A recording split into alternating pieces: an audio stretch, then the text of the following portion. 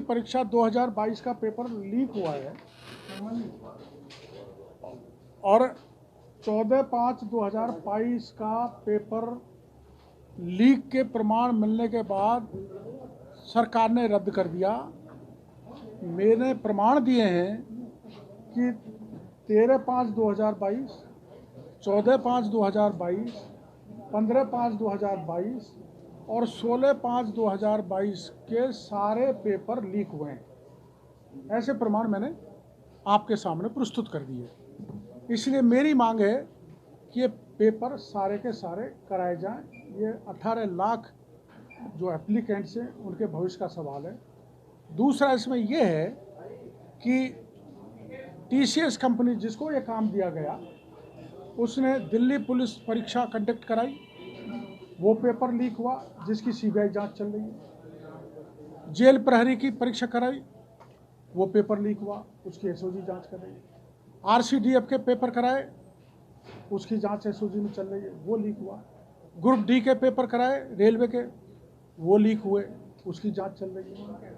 IIT और JEE के पंजाब में यह परीक्षा कराई, वो CBI जांच कर रही है।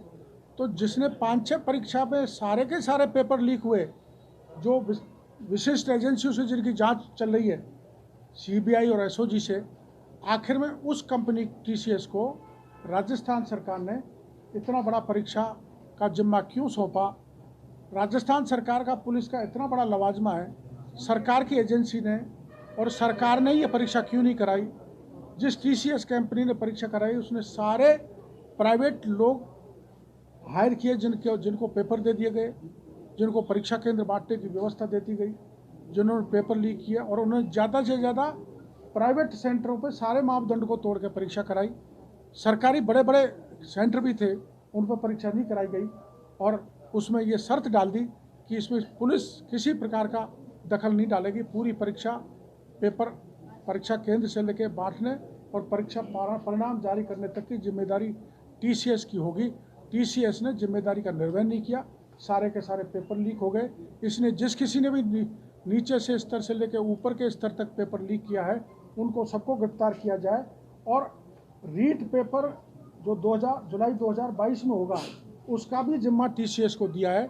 जो पेपर लीक होगा, मैं पहले आगाह कर रहा हूँ, उस TCS से इस पेपर को नहीं कराया जाए, किसी दूसरी विश्वस्त एजेंसी से रीट पेपर सेकंड का संपादन कराया जाए। डॉक्टर साहब, राजस्थान सरकार ने कानून बनाया 10 साल तक की सजा, संपत्ति सीज करना, इस तरह के, उसके बाद भी लगातार पेपर लीक हो रहे हैं। इसका मतलब कोई बड़ा सिंडिकेट काम कर रहा है और इसमें सरकार के तंत्र और ये जो कोचिंग माफिया जिनकी आप बार बार बात कर रहे हैं, क्या आपको? सरकार का तंत्र तो पूरी तरह से विफल है ही, और कानून केवल बना देने से काम नहीं चलता।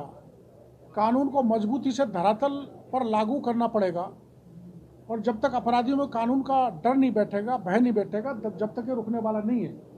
इसलिए आपने बड़ा अच्छा सवाल किया है।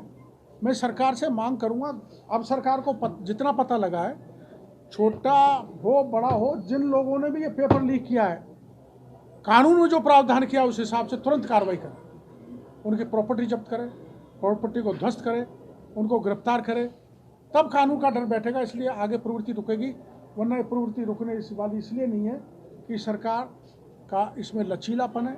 सरकार, मेरे को लगता है बड़े बड़े लोग इसमें मिले हुए हैं और जानबूझ कर पेपर आउट करके अपने हितैषियों का सिलेक्शन करा रहे हैं और वाजिब लोगों का हक मार रहे हैं। इसलिए इसमें CBI की जांच होनी चाहिए। आपको कुछ शक है? यही तो मैं शक है ना, किस पे शक है? किसके कहने पे किया है उसका पता करें, जिसके कहने पे दिया है उसके खिलाफ भी कार्रवाई करें। सरकार का मंत्री है, और वो मैं पूरे प्रमाण आने पर नाम बताऊंगा, लेकिन बहुत बड़े मंत्री के कोटा के का हाथ है जिसने इस TCS कंपनी को काम दिलाया है।